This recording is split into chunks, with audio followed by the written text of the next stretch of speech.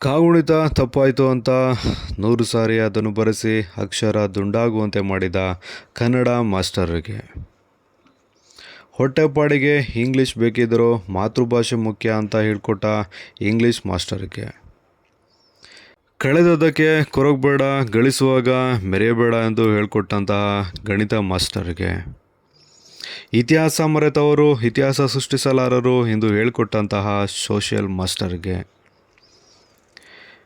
ಮೇಲೇರಿದ್ದು ಕೆಳಗೆ ಇಳಿಯಲೇಬೇಕು, ಇದು ಗುರುತ್ವಾಕರ್ಷಣೆ ಮಾತ್ರ ಅಲ್ಲ ಜೀವನದ ನಿಯಮ ಎಂದು ಹೇಳಿದಂಥ ಸೈನ್ಸ್ ಮಾಸ್ಟರ್ಗೆ, ತಪ್ಪು ಮಾಡಿದಾಗ ಬಸ್ಕಿ ಹೊಡೆಸಿ ದೇಹ ಗಟ್ಟಿ ಮಾಡಿದಂತಹ ಪಿ ಟಿ ಮಾಸ್ಟರ್ಗೆ, ಹಾಗೂ ಜೀವನದ ಪ್ರತಿ ಹಂತದಲ್ಲೂ ಒಂದಲ್ಲ ಒಂದು ರೀತಿಯಲ್ಲಿ ಪಾಠ ಹೇಳಿಕೊಟ್ಟಂತಹ ಪ್ರತಿಯೊಬ್ಬರಿಗೂ ಹಾಗೂ ನಮ್ಮ ಜೀವನದ ಮೊದಲ ಗುರುಗಳಾದಂತಹ ತಂದೆ ತಾಯಿಗೂ ಶಿಕ್ಷಕರ ದಿನಾಚರಣೆಯ ಶುಭಾಶಯಗಳು.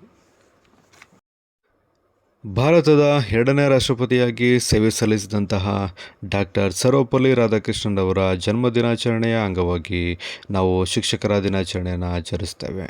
ಆದರೆ ವಿಪರ್ಯಾಸ ಅಂತೇಳಿದರೆ ಅದೆಷ್ಟೋ ಜನರಿಗೆ ಈ ದಿನದ ವಿಶೇಷತೆ ಗೊತ್ತೇ ಇರೋದಿಲ್ಲ. ನಮ್ಮ ಜೀವನದಲ್ಲಿ ನಮ್ಮನ್ನು ತಿದ್ದಿ ತೀಡಿ ನಮ್ಮನ್ನು ಬೆಳೆಸಿದಂಥವರು ಈ ಗುರುಗಳು. ಒಟ್ಟಿನಲ್ಲಿ ಪ್ರತಿಯೊಬ್ಬರ ಜೀವನದಲ್ಲಿ ಗುರುಗಳ ಪಾತ್ರ ಮಹತ್ವದ್ದಾಗಿದೆ.